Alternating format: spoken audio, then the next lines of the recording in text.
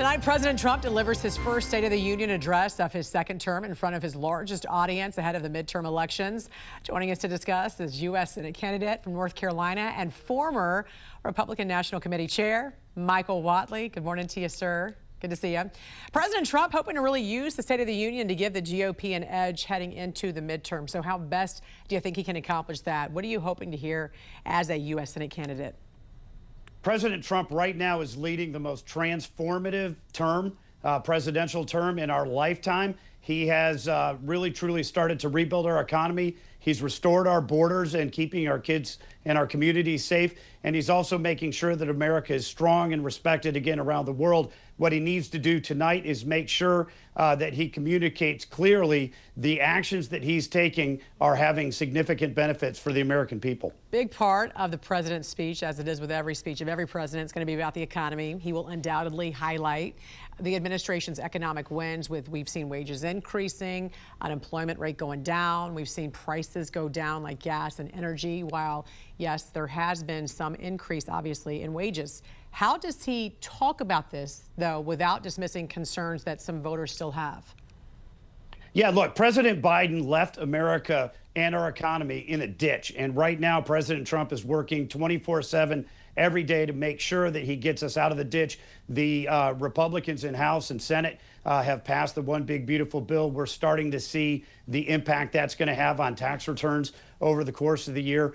President needs to talk about his tax policies, his trade policies, his regulatory policies, and how they're going to benefit the American economy by creating jobs and raising wages and bringing down prices.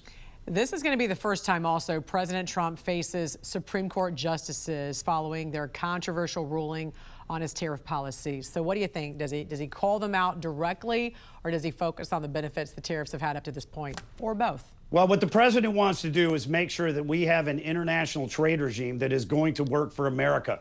The Supreme Court ruling is what it is. The president is going to find other avenues to make sure that we have trade policies that are going to help our manufacturers, our small businesses, and our farmers. We know some Democratic lawmakers plan to boycott. They plan to not show up at all and hold their own address, so to speak. And there are also some who could perhaps try to disrupt the president's speech, like we saw with Congressman Al Green. Virginia Governor Abigail Spanberger, meantime, will give the rebuttal to President Trump's State of the Union address. So what do you think about this pick of Spanberger? Does that tell you where the Democratic Party is headed? Well, look, I think the pick of Abigail Spanberger to supply the rebuttal tonight really sends two signals. The first is that the Democrats know that they cannot win on their agenda. They have absolutely doubled down on the same failed agenda that they ran on in 2024, open borders, inflationary spending, high taxes, a weak, woke America. And Abigail Spanberger is the standard bearer for that policy right now. She also did not run on those issues. We know that the Democrats' agenda is not popular with the American people, so she ran on being a moderate. Joe Biden ran on being a moderate. Kamala Harris tried to be a moderate, and then they ruled from the left, right? My opponent, Roy Cooper, ran two different races for governor, saying that he was a moderate and then ruled as a leftist.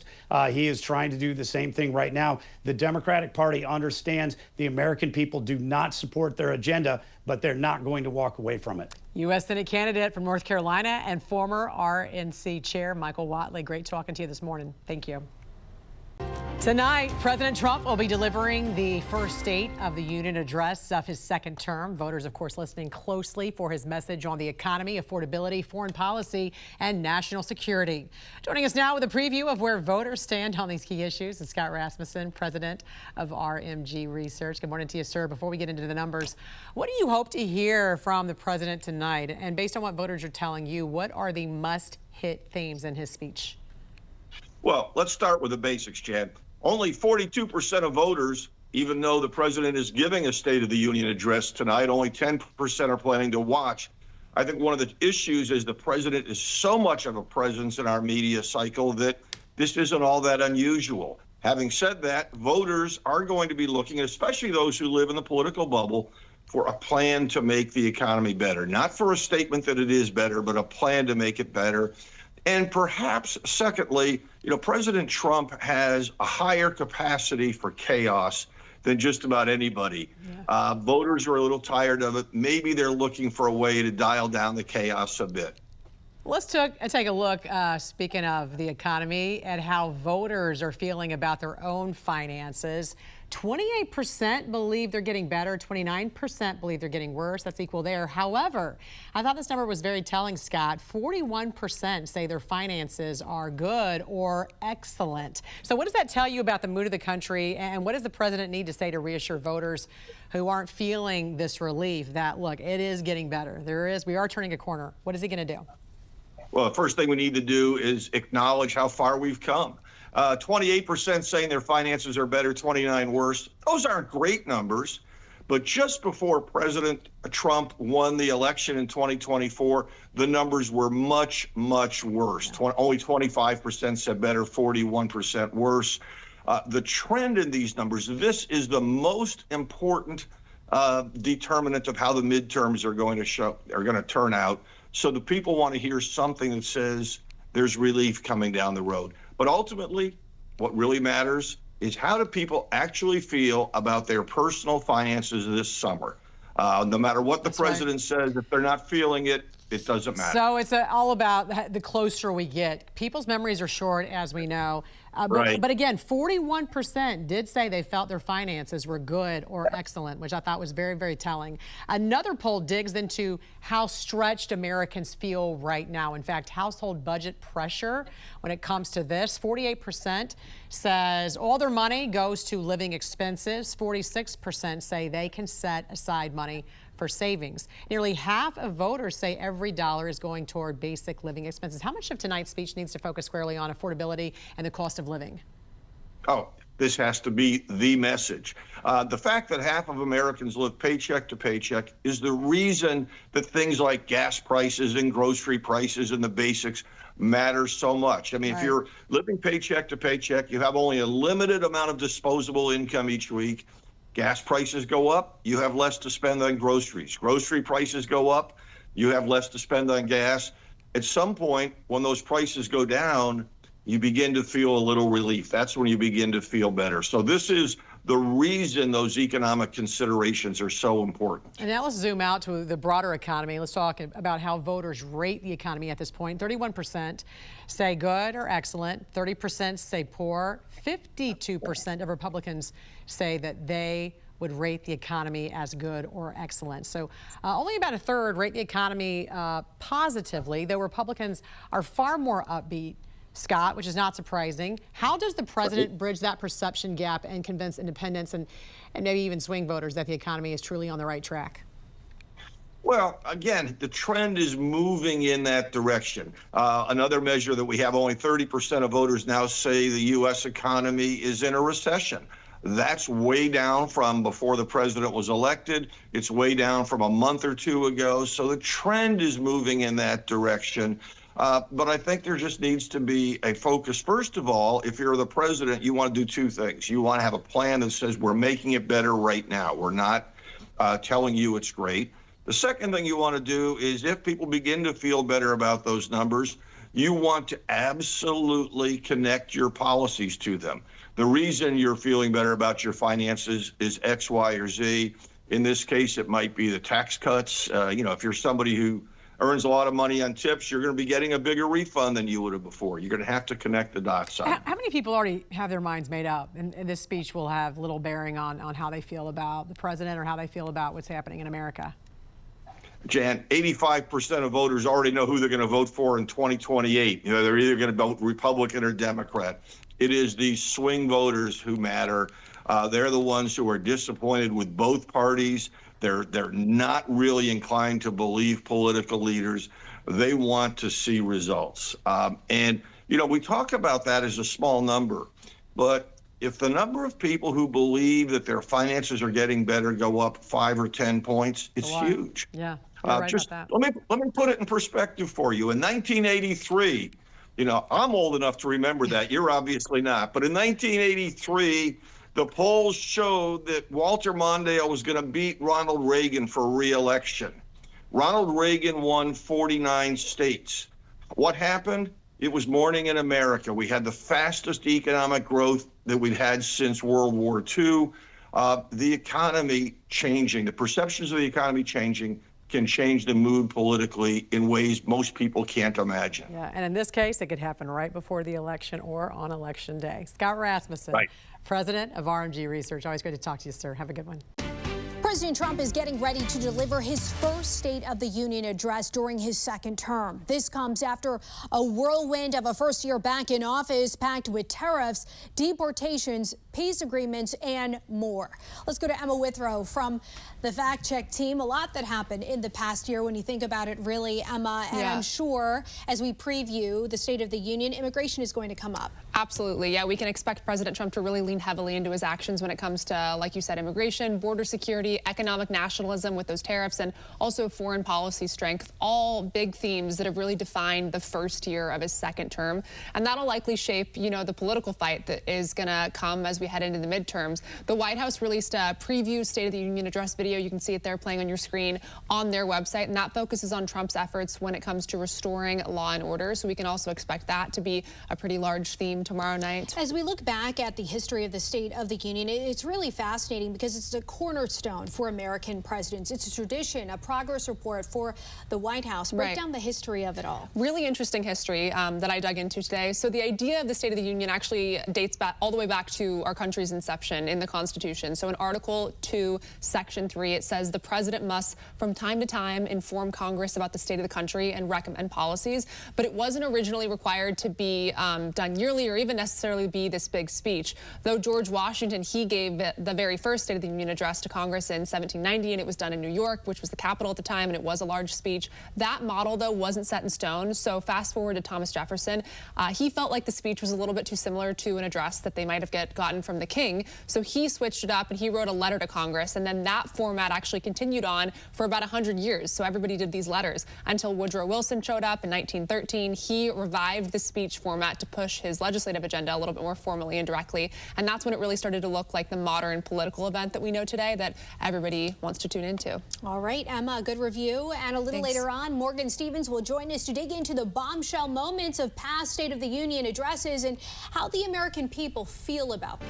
From standing ovations to stunning showdowns, the State of the Union address has produced moments that live beyond the congressional walls. Let's go to Morgan Stevens from the Fact Check team. And of course, as we have watched, it's not only the president where the cameras turn their attention to. What sticks out to you?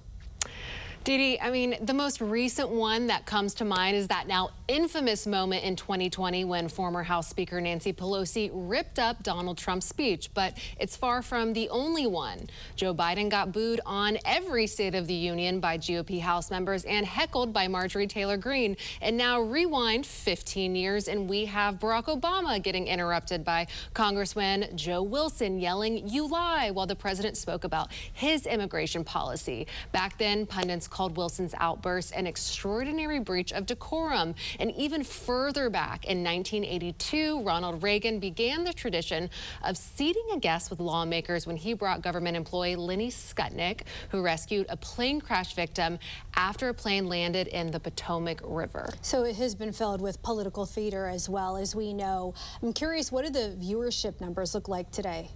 Well, viewership has declined over the decades. In the 90s and the early 2000s, Nielsen data shows that the State of the Union by Presidents, Bill Clinton, and we have George W. Bush, they routinely drew 40 to 60 million viewers. In recent years, though, that number has generally fallen to 25 to 35 million. And is this decline tied to how people watch, viewer habits? What does the data show? Right, and it's really difficult to say. I mean, if it's because maybe it's a loss of interest or if people are just really watching differently now. We know that traditional broadcast media and cable news viewership has splintered because they're tuning into, YouTube or streaming or even social media. Yeah, exactly. To your point, how people watch is evolving as well. Morgan, thank you. And for more on this Fact Check Team topic, including links to their sources, scan that QR code or visit thenationaldesk.com. President Trump will deliver his first State of the Union address of his second term to a joint session of Congress next week. He's expected to talk about the economic recovery, where new numbers do show inflation easing, wages rising, and more Americans now heading back to work. Joining us now to discuss this and more is the Special Assistant to the President and Senior White House Deputy Press Secretary, Kush Desai. Good morning to you, sir. Great to see you. Morning. Thanks for having me on. We're already seeing some Democratic lawmakers who are planning to boycott and hold their own left-wing rally, and other Democratic lawmakers who are plotting a staged walkout and perhaps create a spectacle. What is your message to those Democratic members of Congress this morning?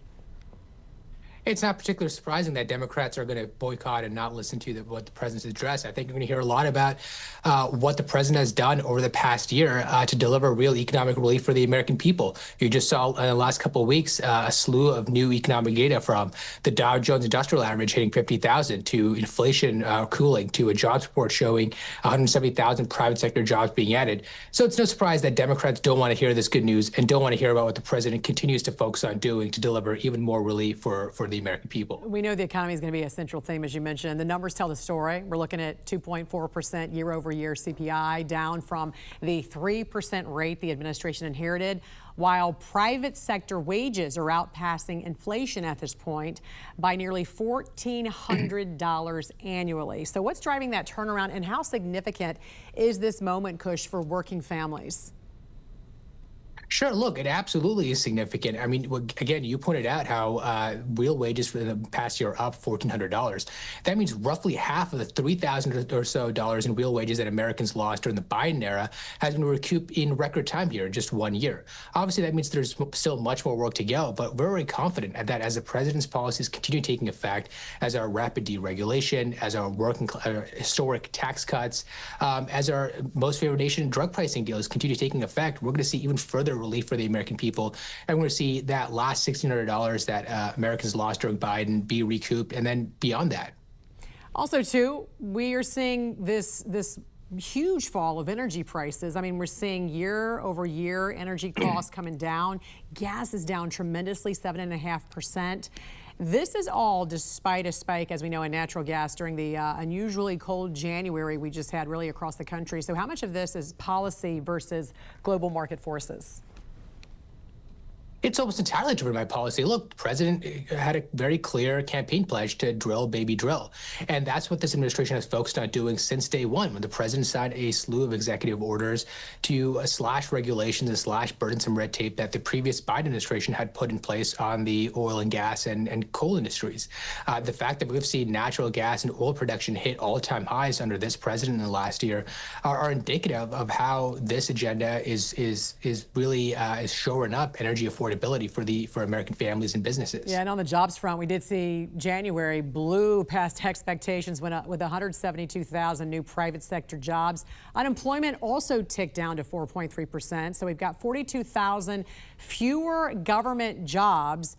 And yet, prime age labor force participation right now at its highest level since 2001. So this is really, the kind of labor market restructuring the president envisioned, growing the private sector while shrinking Washington and draining the swamp. The administration is calling this a golden age. What should Americans be watching next to reassure them that this momentum is here to stay?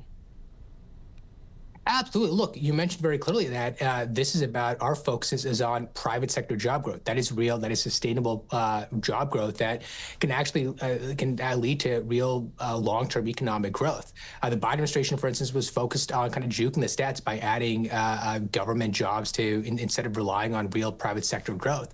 And I think what should encourage Americans looking forward is the trillions in investments that the president has secured from foreign countries and from industry leaders, from, chip makers like TSMC to automakers all around the world to pharmaceutical companies. And as those investments materialize, which was what we're seeing in the data, you saw robust specialty construction job growth, meaning new factories that are being built and coming on the line. As we see those investments continue materializing, we're going to see even more robust private sector job growth in the coming weeks and months here. All right. So looking forward to the president's speech next Tuesday, the address. Tuesday night, Special Assistant to the President, Senior White House Deputy Press Secretary Kush Desai. We appreciate you joining us this morning. Thank you. Thanks for having me on.